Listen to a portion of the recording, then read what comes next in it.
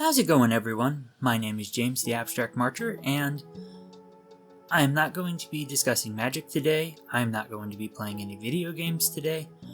This is more of a telling of how this year has gone for us in regards to fun stuff we've been able to do and people we've been able to meet. And so I think that kind of has to start with, I know one of my wife's big goals was going to Jamestown, New York to go visit the Lucille Ball and Desi Arnaz Museum, as well as the National Comedy Center. So that was a really cool trip. It was a lot of fun and got to see a lot of stuff. Like, I have over 150 pictures from that weekend alone. But one of the big things for that trip with us was when we got to the museum our last day there, we got to see the set. Now, we did find out that it wasn't the actual original set. That sadly had either gotten taken apart or destroyed in some asset or whatever.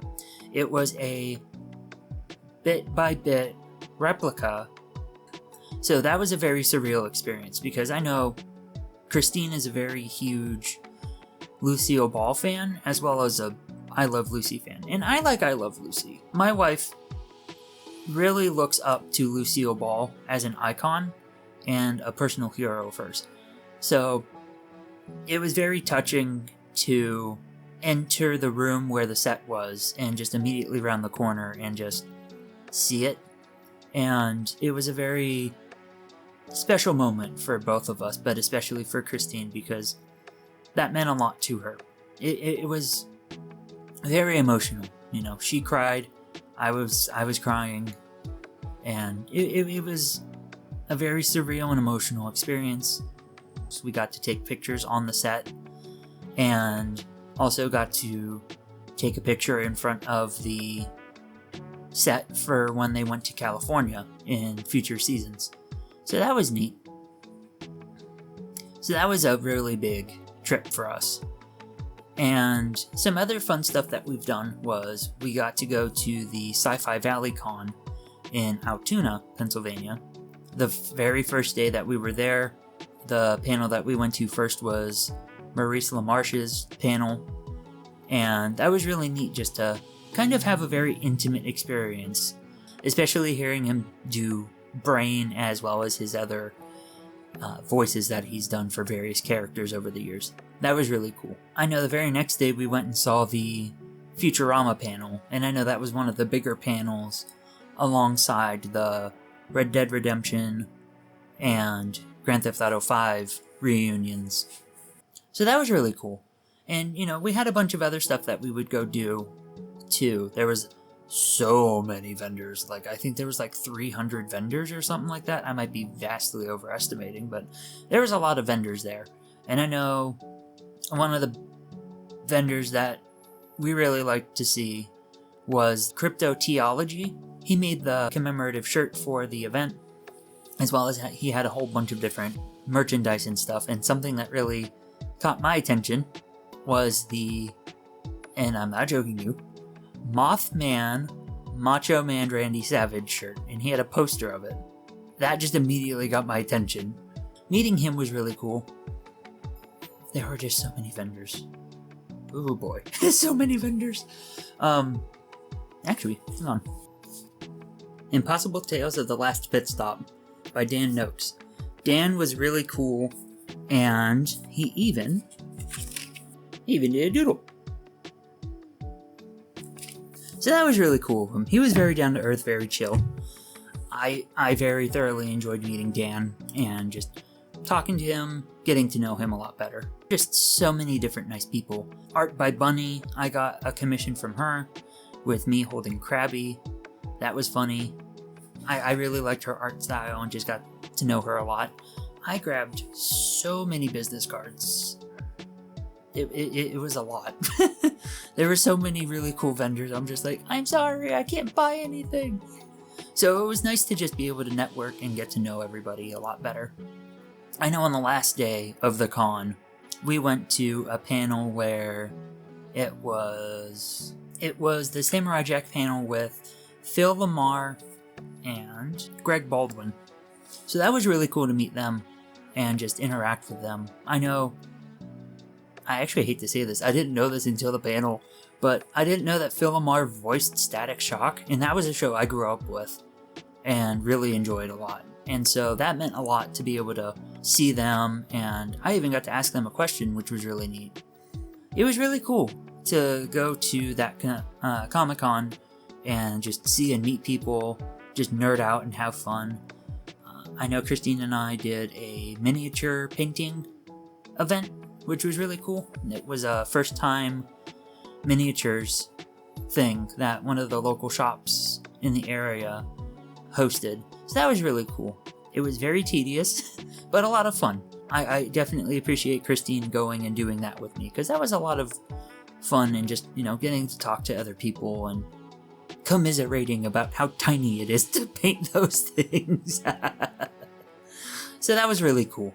At the end of the third day of the Sci-Fi Valley Con, Christine and I met Maurice and got a picture with him, and he was really cool, just very down to earth, very humble, and just very genuine.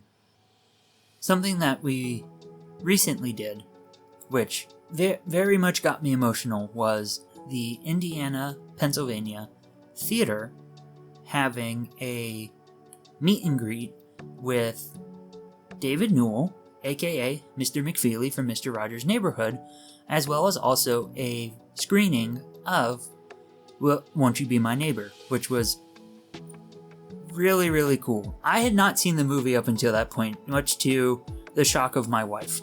And so that was a really cool experience. Mr. McFeely was just so wholesome and very genuine. He took the time to get to know everybody by name, was interested in who we were as people, and wanted to know how things were going in our lives. That was very nice of him and very sweet. Getting a picture with him, as well as getting a signed autograph from him. He did not shy away from anyone. He did not shoo anyone away. He genuinely carried the same energy consistently throughout the evening.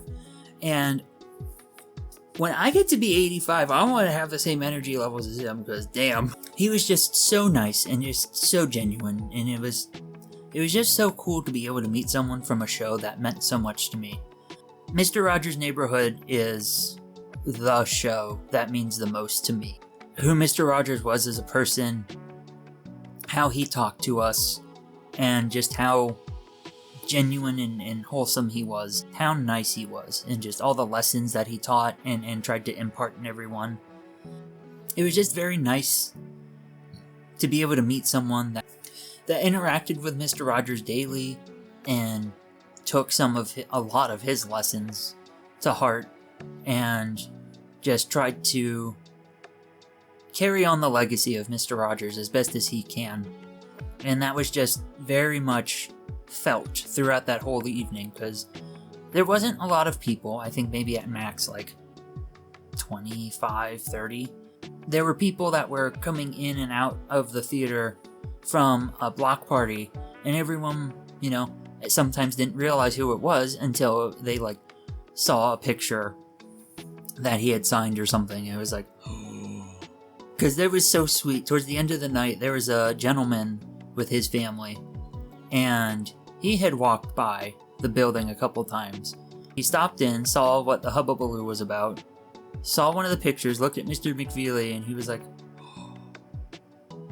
and his eyes lit up. He was like a kid again. It was so sweet. And that guy, when he got his autograph with Mr. McFeely and took a picture with him, it was so sweet just because he went back into kid mode and was telling about his experiences with Mr. Rogers, how much the show meant to him growing up, as well as his daughters, who also came in and recognized Mr. McFeely. And for reference, I'm 30. My wife is 41. And those kids were, I think, anywhere from 16 to 18. So it's very special to know that some of the younger generation is still impacted by Mr. Rogers to this day. Because they knew who he was as well after a little bit of a moment of... So that was very special to see, was just a lot of people that, just were passersby, and then they were just like, my childhood. So that was just so wholesome, and that made my week. I know a little bit more recent, is we went to Latrobe and went to the Mr. Rogers Institute at St. Vincent College. And we also went to the Heinz History Center in Pittsburgh. And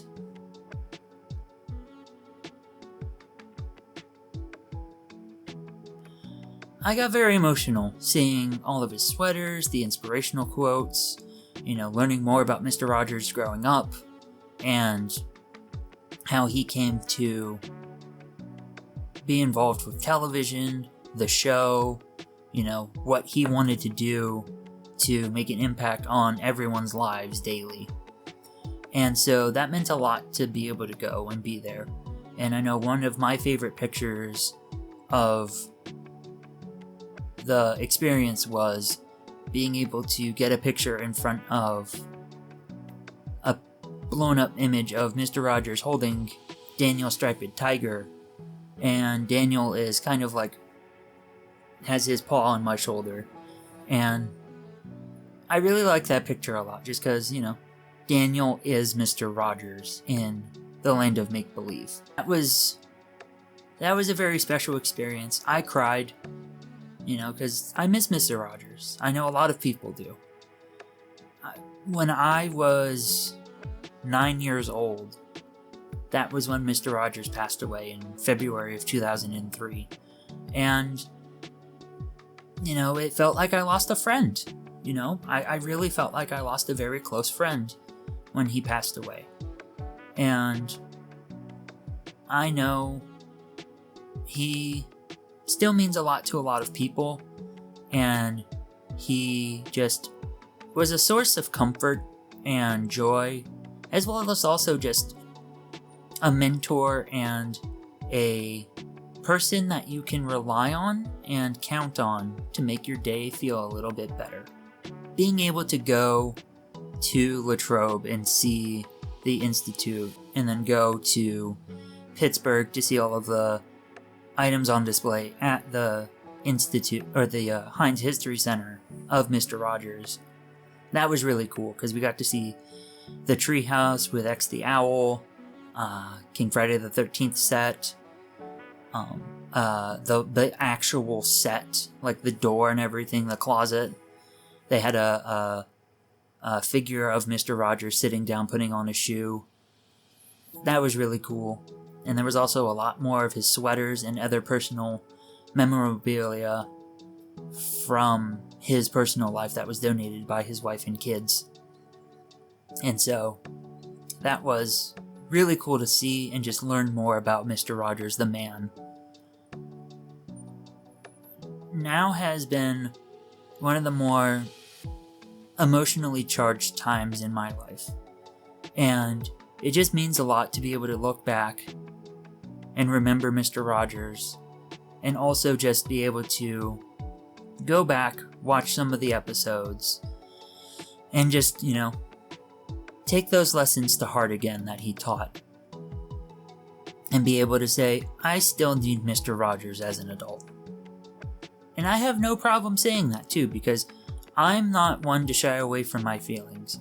I may not show my emotions as much as some people, but I will also not shy away from my feelings either. It might be a little tough for me to cry, but in the same regard, I'm not ashamed to cry. I'm also not ashamed to let my emotions out as needed. I don't believe in the macho, manly mentality that you gotta tough it out. It's like, F that. No. Everyone needs to let their emotions out how they feel they can best feel their feelings. To use a Mr. Rogersism, is to just feel your feelings, even if they are the hard feelings and the hurtful feelings, but you also know that there are those happy feelings that you have as well. And so I think in a lot of senses of it, going back and being able to watch Mr. Rogers, learn about him, and just, get those lessons re-imparted in me again, I think was really what I needed for this year. As well as also meeting all the other heroes and icons of our childhoods and generations. I think that definitely helped as well. Between Christine, Mr. Rogers, Mr. McFeely, Mr. LaMarche, and everyone that I've met or got to see this year, I definitely thank you a lot for everything you've done to help me out and be able to remind me the good in the world. This has been, like I said, one of the better years for me in being able to go out, have fun, enjoy life, and do stuff, even in the midst of a bad situation. And I have them right here. Yep. I got my own little Daniel Striped Tiger. So, thanks, buddy.